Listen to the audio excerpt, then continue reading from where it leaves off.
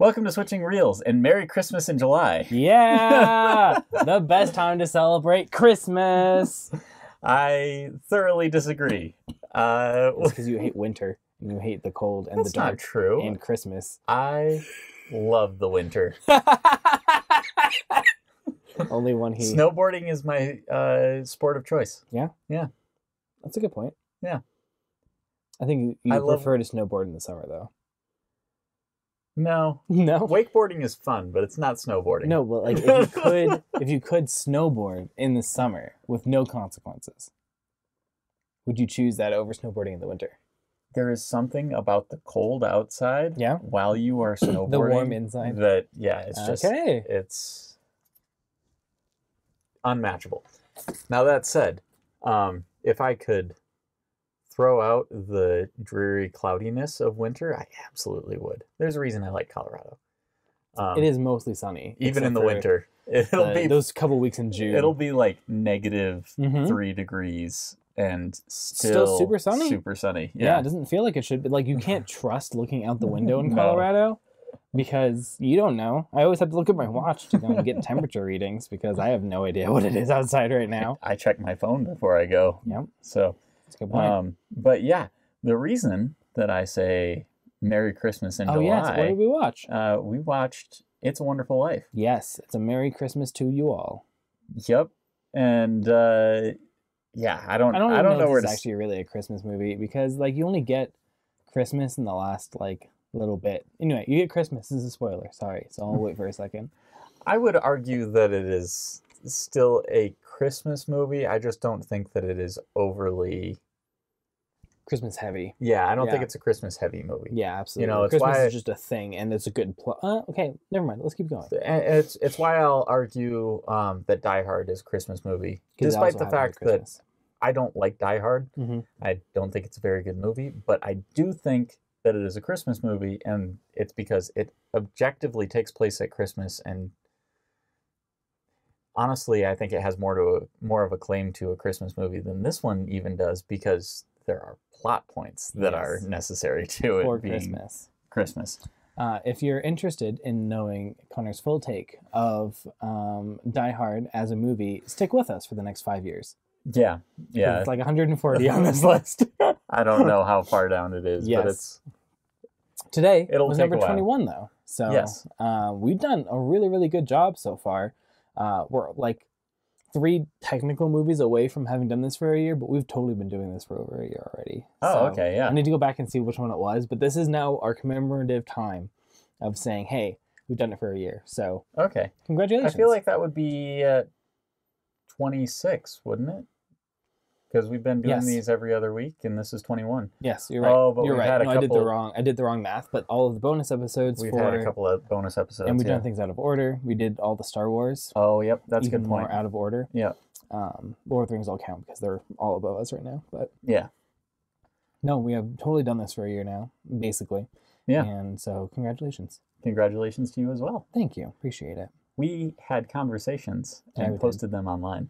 Yeah, for a year. And not to belittle what you've done, because you also have done all the editing and all that kind of stuff. So like, appreciate it. Now that you have a computer, I'll give some to you. Okay, yeah, that's fair. Where are we? Recommendations. Yeah, nice. We're right at the beginning. Yeah, let's do this. Honestly, this is one that I would recommend to just about everybody. Yeah. I mean, there's some heavy subject matter that I feel like some people wouldn't be cool with their kids watching, but like, honestly, when I have kids someday, I'm gonna let them watch this basically at any age, because I think part of it is the fact that it's handled really well and really subtly as well. I don't think that there's a whole lot of people that, like, even as kids, would be like just horrified by this. Completely. The stuff that is really disturbing is probably more disturbing the older you get, as opposed to being a kid and watching it. That's a good point as well. You know, like I have a there's thing some spoilers, but... about like outbursts of anger that just like they give me a little bit of oof, and there are multiple like pretty like emotive periods of anger in this and physical violence. So Yeah. if those are just go into it knowing, I would still recommend this to everyone. Yeah. Just go ahead knowing that was made in the 40s. Yeah. So you've been warned. Yeah. Does it deserve its place on the list? This is a weird question to me for this movie specifically. I don't know why it's here. I thought it was a good movie. Mm-hmm. And we'll go into talking about that more here in a second. Yeah. But even today when you were like, no, we're watching Wonderful Life, I had totally, completely forgotten. It's probably like I have a lot of history with this production. And so for some reason, I'm like, I don't know why it is even on the list. I don't know that I disagree that it's on the list, but I don't know why it's here. Like kind of wandered in. Yeah. Like, yeah, that's fair. So I would say I wouldn't move it right now. Mm-hmm. Except maybe down. Okay. Yeah, I think that it definitely deserves its place on the top 250 list. And while it does hit me in a more emotional place than I would say most of the movies on this list. Absolutely. Ones above it, as well as some of the ones below it that I actually prefer. And we just watched 7, so that's saying yeah. something. I mean, I think that this one definitely hits me in ways that those don't. That said, I would probably move it down, just because I feel like its emotional impact and its thematic impact are pretty one note, and they're perfectly executed one notes. But I think that there is some complexity missing with this film. And again, I would still highly recommend it to anyone. Completely agree. You know, I don't think that it maybe lives up to the pedestal that we put it on. Yeah, I completely agree with you. Yeah, so totally agree. That's kind of where I sit with it. Let's do some ratings then. But yeah, it's a weird. It is. I'm excited to talk about this one. Yeah. I think like this one has some really cool themes. It has like really the cast is great. And you can go and share about like just the different areas you see this in. So yeah. Ratings. My enjoyment on this varies a lot.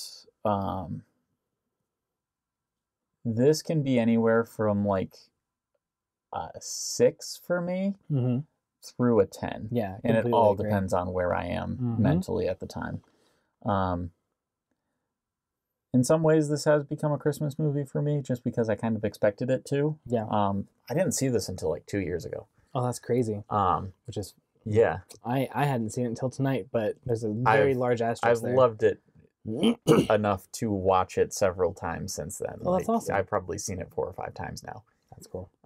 But it's a relatively new movie to my personal repertoire. Yeah. Which, seeing something. Yeah. That's really cool. So 6 to 10. Where is it today? Today? After this watch. I'd say it probably landed at about an 8. Yeah, that's what I was feeling. I enjoyed it thoroughly. Did feel a little slow, and I think that's the biggest drawback for me is when I'm not feeling it. It's because I'm like, okay, let's move on. Yeah, let's get to the point. And yeah, I thoroughly enjoy it. As far as technical. This one's all over the place. It's got a lot of the trappings of old films. Yes, it does. And some of the stuff that, I mean, you can tell, maybe not you. I'm not trying to belittle you by any means. But, stab. So much stab. But you can tell that it was made before Citizen Kane. Citizen Kane changed. I bet you can.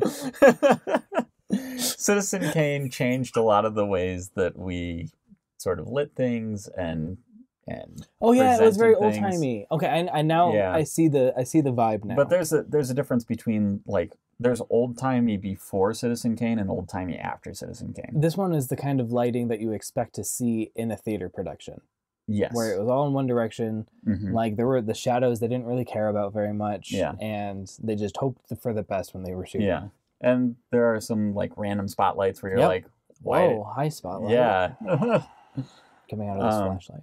And, I don't have a problem with it necessarily. I think it adds in some way to the appeal of the movie, but for a technical side of things, modern sensibilities have just moved away from it. Yeah. So I don't know. This one lands somewhere between a 6 and a 10. Yeah. That's interesting. I've heard this before. I don't know. I'd probably... You're more indecisive tonight. This is not a Connor side that I normally see very often. This movie makes me indecisive. Yeah, apparently. Wow, this is astounding. This is like if we had watched Paddington. I would also be wildly indecisive about that. We should do a bonus episode for Paddington. That one has a direct line to my heart. Anyway, I'm going to say that this is an 8 from Technical as well? Yeah, just because it's directly flat. In the middle. Yes, love that. Perfect. I think enjoyment for me this time around, I really had some really cool vibes, just remembering childhood memories, which I'll get to in a second. I can say that now. Yeah. This is the first time watching It's a Wonderful Life, but I have seen It's a Wonderful Life nearly 40 times at this point, guaranteed, because I did spotlights for the play productions for It's a Wonderful Life. And so I, like, some of these lines, I was like, this is drilled into my memory. And it was always a musical. So the moments that they were singing, I was like, wait, this wasn't in the play. But anyway, so enjoyment for me, I think, from the reminiscence and also just the fact it was still enjoyable, detracted a little bit from all of the, like, again, moments of very intense anger. But an 8 as well, I think. Technical, I'll put it as 7. I didn't like all the jump shots and the lighting. It was weird. Yeah. And some of that, before we move on, some of that is actually a matter of archiving and how films were taken care of. For a long time, films were kind of viewed as like almost newspaper reels kind of thing. And so when you go into like 20s and 30s films especially, you'll see a lot of things where it's just like a random jump shot or that kind of thing. And it's because the film negatives were not taken care of because they figured, well, there's this one this week and everybody's going to throw it out and then we're just going to have another one next week. And it's wild. And at this point we had kind of understood, like, we want to keep our films for the most part. But it's still like there were just some practices that were still around that were not perfect for keeping them intact. So anytime I see a movie before 1950 and it's got jump shots like this, I kind of go, okay, it might be a technical issue. It might just be an archiving issue. That's so interesting and really cool to know. Yeah. Wow. So that's such a different thought and perspective. That's so cool. Yeah. When we watch Metropolis, which is on this, it's a great movie. That said, there are so many of those like jump shots and that kind of stuff. That's really funny. That's one of those ones where they like actively had to search for different film reels and like tried to cobble together the entire movie. Wow. Yeah. So the further exciting. back in time you go, the more interesting the process gets for that. It does make me feel more confident about my very short form medium because that is filled with either jump shots or just absolutely overly complex transitions. So yeah, fair enough. Wonderful. Okay, so 14 minutes in, let's get to the spoilers. All right. Yeah. Like, subscribe, comment. This is the spoiler territory. If you do any of that stuff. If you don't do any of that stuff, comment. Fair enough. Or send us emails. We also have an email. I've got a phone number. I'm not going to say it on the podcast. But our email is switchingreelspod@gmail.com. Oh, we have an official email we actually had this for the last year, and I just haven't said anything. Oh, okay. Yeah. If you watched our videos, it would be in the comments. But oh, okay. Yeah. All right, fair enough. Anyway, into Spoilerland. All right, so we're gonna do a summary of the movie. Summary of the movie. I want to start this one. Do it. All right. This is mischievous. Interesting.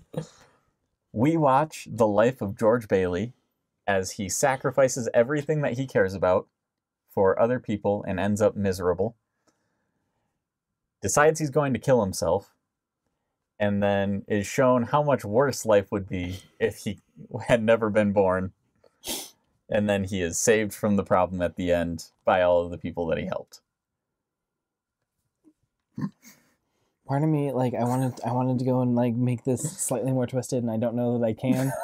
Like, that was a very, very dry, clinical view, and also... I did also try to take the absolute darkest... That was good. ...portions of the movie. No, you did a great job. So, George Bailey, who has had just a bunch of combinations of wrong place, wrong time, oldest sibling syndrome, goes through his entire life as an overly caring and obligated oldest sibling, such that he does all of the things that he feels like he should do and none of the things that he wants to do, in his opinion. Yeah. And then at the end of the movie is guilted into thinking that was a good thing.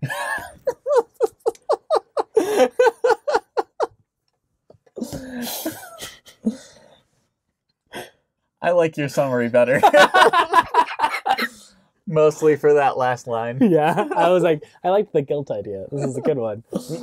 All right. So a little cynical on both counts, I think, but... Yeah, and I will say, for anyone who watched past the spoiler warning without watching the movie... you deserve that. This is a much more lighthearted film than our summaries would lead you to believe. Well, there are some... absolute moments of brightness. There are absolutely a ton, mostly from his wife. Yeah, that's fair. She is like the shining light of this movie. She is. But yeah, I think that, you know, there are a lot of things that happen to him, but, you know, you do come away from the movie feeling like his life does mean something. Yes. And like the whole setup with the summary that I gave of him sacrificing everything that he cares about. Yeah. Right? He's sacrificing that for other people. Absolutely. And this isn't meaningless sacrifice. Yeah, you get to watch the other people succeed and thrive because of the things that he's doing. Exactly. And that isn't nothing. No. By any means. Not at all. And this only goes up to when he's like 30 or 40. Like, this is very close to his midlife crisis. Yeah. And where all of this is happening anyway. Yeah. Like, he hasn't gotten to the maturity point in, I say, being 40. Not that. They're like at some point, you're like, you're 27, you have 2 kids and this business. And I'm like, oh. Okay. And. Oh my gosh, I'm 27 next year. I know. I'm 27 now. And I have no kids and no business. Yeah. I have a business, but too many of them. I have too much business. So, yeah, no, as you were saying, the sacrifice here is genuinely good. Yeah. He doesn't have his father's heart for it, but he has more technical understanding of like how to run the business effectively and everything. And he would have really been fine if not for his uncle. His uncle at this point, like based on the math, he was 55 when this guy was going to go to college. How do you figure? I don't remember them giving an age. Yeah, he said, I'm 55. I can still get a job. Oh, 56. That's right. Something like that. Yeah, so the lady behind him said that he was 56. Yes, and so based on this math and the age of his kids at the end, and the fact that he didn't get married for another 4 years after that scene, means that his uncle is... Didn't he? Yeah, no, because that scene happens. Oh, yeah, because he gets married after his brother comes back. And after Mary comes back from college. Oh, yeah. And so then he gets married. Wait a second. He doesn't have a college education, and Mary does. Yeah, and he's the one running the business. She probably went there for art, is my guess. I'm not trying to be... She went to film school like me. She went to film school like you, exactly. But she comes back with this really kind of cool... George Lasso's The Moon picture. Oh yeah, that's true. And so, but it is a good point that you don't actually know at all what she does. Yeah, I mean, the indication that we get because she fixes up the house and everything is that like she's kind of a stay-at-home mom.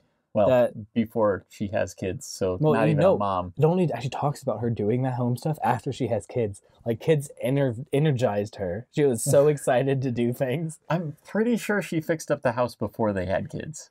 We'll watch it again, and I'll be right. Okay, but I'm going to have to wait till December. Yes. Again, this is a Christmas movie for me. This is a Christmas movie. I would agree with that too. Like, it makes sense. So yeah. Anyway, yes. The uncle at that point is past retirement age for sure, and should be being cared for, and not part of the daily business. That was his one flaw. Just kidding. He has a couple. I have to say, there is something about like truly old school comedy that just, it makes me laugh every time. So good. You were like, there were just moments in this that were just one-liners that you're like, oh, that is the funniest thing. I was like, it was kind of funny, I guess. I don't know. I think it's the wittiness of the dialogue. It's just, I don't know. I did like their callbacks, and they did a really good job of portraying different like ages. Yeah. While we watched George, even though the actor doesn't change. Yeah. Which I thought was really cool. He weirdly feels like basically high school guy. Yeah, maybe a little old for high school. I would say he feels like more mid-college. Yeah. From the time that he would have been supposed to be in high school. Yeah, and actually, so like he was the older one. Yeah. And therefore, he'd been out of high school for a little bit that's already. Fair. Okay. So actually, I think they nailed that too. Yeah. Okay. So yeah, they nailed it all the way through. They did a great job. It's only about 10 to 15 years that they have Jimmy Stewart as him, though. Because it's only from the time that he's like mid-college age, so... Yeah, I say 10 to 20 because their oldest child is like 12. Okay, yeah, that's fair.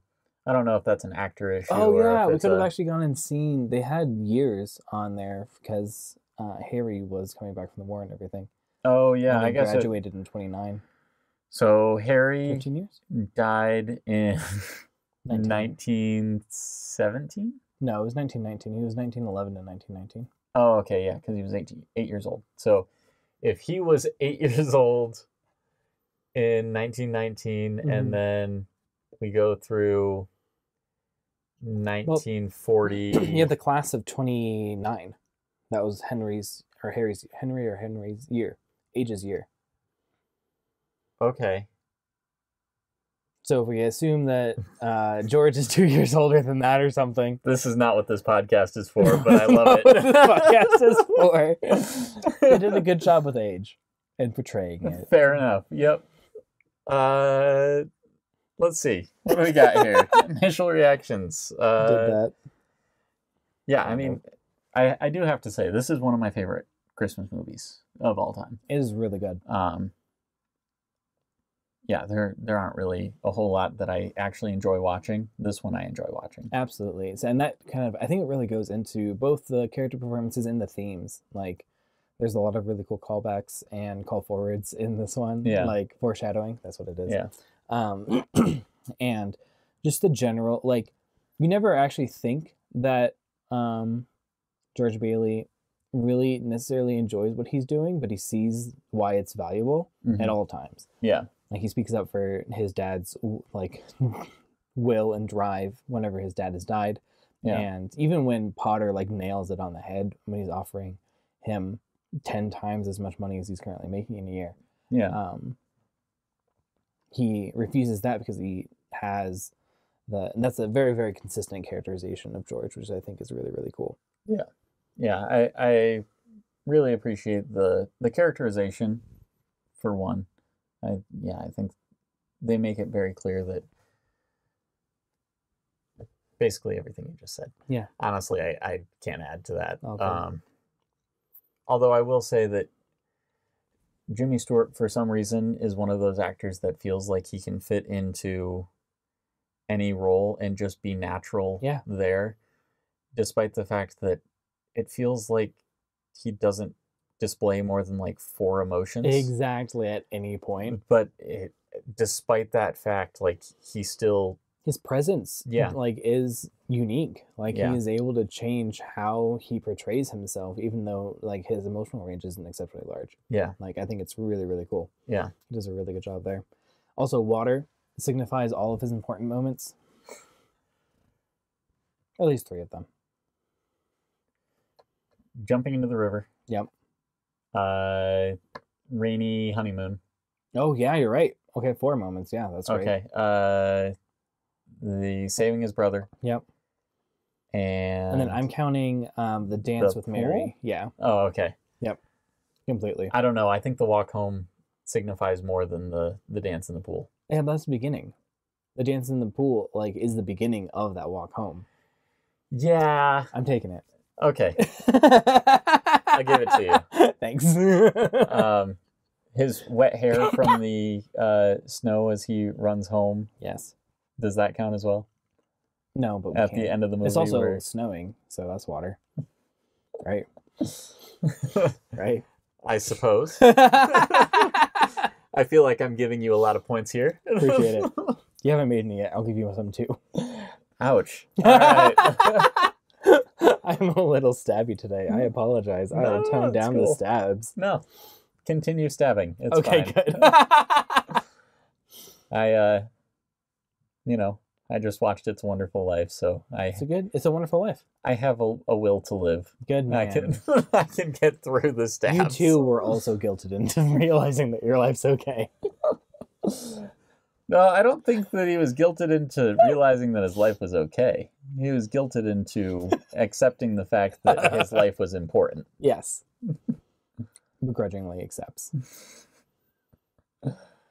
Yeah, I mean, so this also, I can't think of an earlier example of this, of like what I like to refer to as the light fantasy story.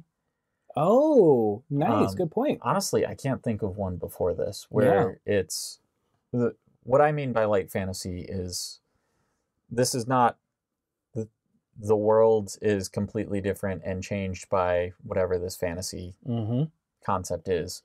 It is, we have taken our normal everyday world and we've introduced one fantasy concept. Yes. He gets to see what his life would be like if he had never been born. A lot of books have done this recently, and it's not my cup of tea, but I absolutely appreciate what can be done with characters and that kind of thing. Yeah, absolutely. But yeah, I can't think of an earlier example of this where it's like... I'm guessing Casablanca was after this. Casablanca was about the same time. I want to say Casablanca was 40... I guess that was also a little bit bigger fantasy. Casablanca's not fantasy either, though. Oh, dang it. Which one is the one that has Gene Kelly and the Disappearing City? Gene Kelly and the Disappearing City. It's not Casablanca. No. That one's Humphrey Bogart. I haven't seen Casablanca either. I want to. It's on the list. We'll get there. Okay, cool. Yeah, I'll find it. I can't remember what it's called. Hopefully while I'm editing this, I'll get curious enough and go and add it as a comment as well. It's Not Singing in the Rain. Not Singing in the Rain is such a good movie. Because that one does not have a disappearing city, and it was well after this. Exactly, and that doesn't have any fantasy. No. So, other than talking movies, those were not actually a thing. No, they couldn't exist. We say watching a talking movie. And filming a podcast in which you can see us and hear us talk. Oh, I feel like we're on a really good train there. Oh, yeah. I was going to say something along the lines of sometimes there's a movie trope where, like, you do a time thing, and then the time thing, the entire movie is about this time thing, like, or something bad happens, and then you reverse time to a point beforehand and nothing actually changes, except for maybe the characters have a better understanding of themselves. This happened in the second Wonder Woman. I did not see that. Okay, it wasn't very good. Yeah, I heard the reviews and went, I'm good. But spoilers for Wonder Woman. There's a big climactic thing that they're trying to prevent the entire time, and it happens. But then you just reverse time and go back to where it didn't happen. And it's never a really satisfying payoff, and it's not very good. Maybe Wonder Woman learned something. This is a case where it feels like, hey, they use time manipulation in a cool way. You know, like it's a unique form of time magic that you don't see in very many other things as well. Well, yeah, and I think some of it comes down to the fact that they didn't have the climax in the alternate timeline. Yeah. So there's the alternate timeline, which is just from the point that he makes a decision to save this guy, and from the time that the angel is introduced, Clarence. Yeah, to the time where he basically goes, I don't want to be here anymore. Mm-hmm. Once he reaches that point, it reverts back to before he met the angel. Yep. And he has a changed perspective on his own life. Exactly. And I think that's what's really important about any kind of story like this is you have to make sure that the stakes are, you can have the change happen in the alternate timeline, but the stakes have to be based in the real timeline. Yes. Completely agree. In the official timeline. Yes, completely agree. Standout scenes or performances. We're already talking about this a little bit. Yeah. I will say, again, just Jimmy Stewart's ability to convey a character with limited emotional range is just wild to me. Really well done. I don't know if that's a good thing or a bad thing necessarily, but I personally love it. No, I think he did. And as a George Bailey character, it was perfect. Again, George Bailey isn't the most emotive of people, he has feelings and he has passion for things that are outside of the town. But the reason that he's doing most of these things isn't because he wants to. So I feel like the kind of reserved character was a really, really good one for this. Okay. Yeah, that's fair. So very good performances there. Oh, I also, sorry, this is completely out of left field, but Potter's character Potter. is, so this time around watching him, I got a more devilish feeling from him than I ever have watching it before. I've always kind of got the feeling that he's kind of a low down scumbag, sort of stereotypical Slumdog Millionaire. Yeah. No. But definitely slumlord, kind of sketchy person. But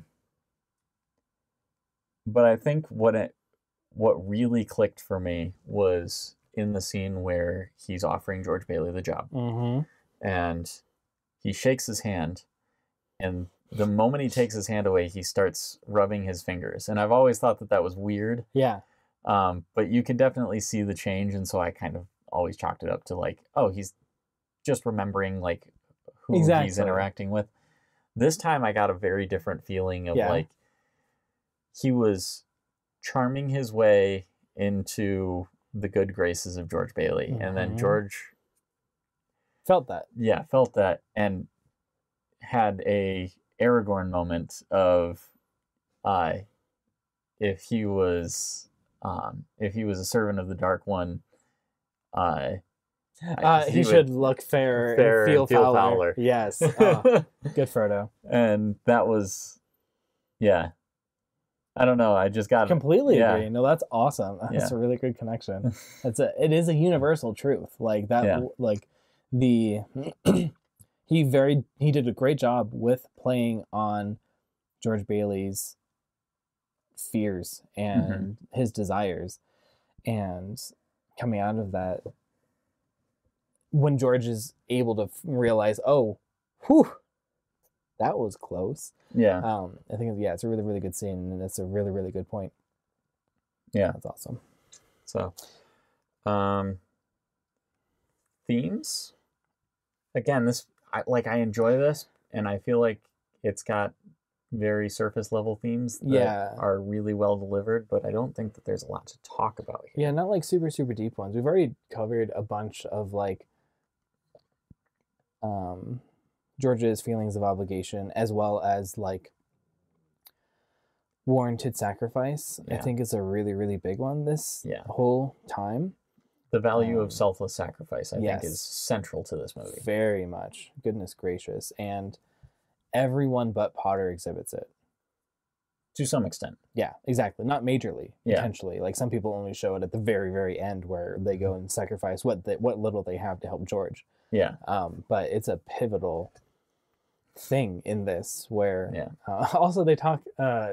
Potter makes a slightly offhand comment after George's dad dies, like this isn't how you create like good working class productive citizens, which is just such an interesting the balance, which is an interesting thing to see in the 40s between like capitalism for capitalism's sake and charity. Like it was very, very cool. Well, I think the thing that's most interesting to me, and it feels less of a like a capitalism argument to me, at least, is the idea of grace as it pertains to finances. And you even look at how financial systems run today. They are not as dead end as they were in this film. No, not at all. The building and loan is probably closer to most banks at this point. Most banks at this point. And that's not to say that, all the practices are good there by any means. But, I think looking at it from the perspective of no, if Potter's they missed a payment, foreclose the place. Exactly. They're out of there. And I don't think that's the way to create productive anything. I think that's a good way to instill fear in just about everybody that needs to take a loan. Yes, exactly. So I don't remember where I was going with this, but I loved it. Yeah. Thank you. So the next one, technical things that stand out.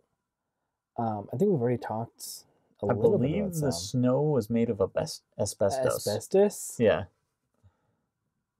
They're all cancer. That's a technical thing. It is a technical thing. Absolutely. It stands out. They're all dead now, but they would have been anyway. Yeah, well, that's fair. Maybe George Bailey's daughter that he's holding at the end is still alive. Because she's only breathing in the stuff from his hair. And she was 4. And this was 80 years ago. Was it 80 years ago? Oh my gosh. Yeah, this is an old movie. Yeah. There's going to be a time, close to by the time we're done with this podcast, that this will have been made 100 years ago.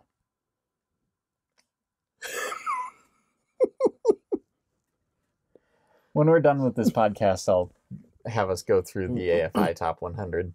What's the AFI? American Film Institute. Ooh, that sounds fun. Yeah. I'll have some experience. We'll skip most of the ones that we've already seen. Cool. But then we'll watch ones that I hate, like E.T. Ah, I liked E.T. From what I remember. Fair enough. I think a lot of people did, though. So. Yeah. I have personal feelings. I'm excited for those. So next week, we are watching what I would consider our first true foreign film. Nice. Is it subbed? It is. Yes, it is subbed. Yay! It's Seven Samurai. Cool. Have you seen it or No. any of its?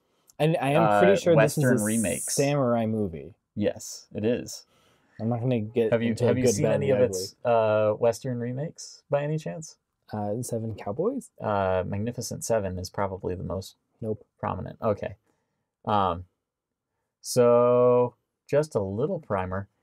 It is kind of the grandfather of epic cinema.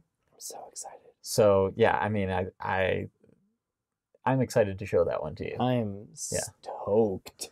It's gonna be films like this that fantastic. made me excited to be like, yes, Trenton should go through the top 250 movies. Finally, with me. I've needed one of these. So, I mean, Seven was also one of those. I know, but like Schindler's List was one of those for me. Oh, okay, that's fair. And I talk about 12 Angry Men so much that one of my coworkers watched it over the weekend. Oh, really? Yes. She asked me at one point, what is the most notable film, do you think, from the list so far? I was like, 12 Angry Men. One, because Connor won't stop making fun of me for it, but also because I mentioned it a bunch on the podcast.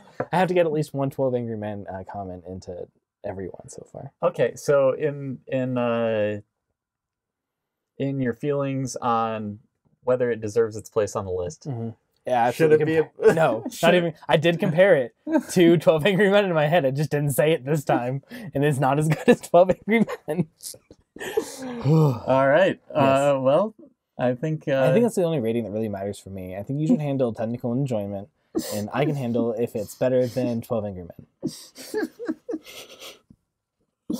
12 Angry Men is just the yardstick for every movie. Every movie has to be at least that. All right. How do we end this?